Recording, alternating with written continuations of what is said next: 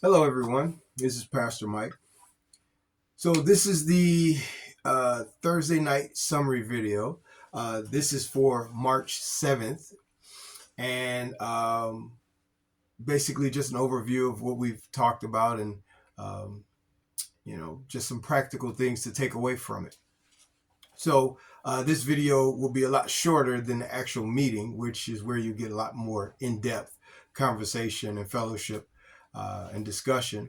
But it's definitely something that's beneficial to those who are on the move, who are too busy, or who are just busy on the time frames that we meet. Okay, so the title is "How Do I Communicate with God?" It's a question. And the scriptures are St. Matthew chapter 6, verse 9, or verses 9 through 16.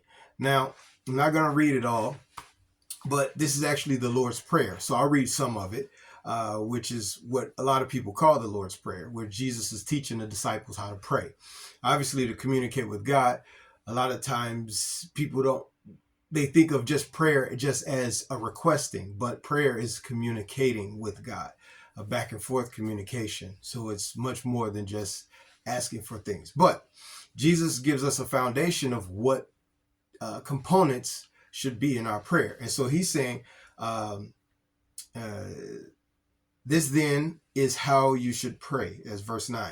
Our Father who are in heaven, hallowed be your name. Your kingdom come, your will be done on earth as it is in heaven. Give us this day, or give us today our daily bread, and forgive us our debts as we forgive our debtors. And lead us not into temptation, but deliver us from the evil one.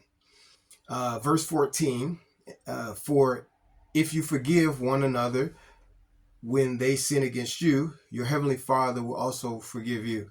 Okay, so like I said, I'm not going to read it all, but it's talking, it goes into forgiveness, and then verse 16 goes into fasting. But the thing is that prayer is something that we honor God.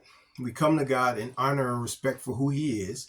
And we don't come in a way to show off. We're not praying to God or to other people to look good, to look better than everybody, or to just do our righteous duty. We actually doing this because we have access to God, and we can communicate to God as we would any person, except God is divine. So we, want to communicate to him on that level, but from our hearts.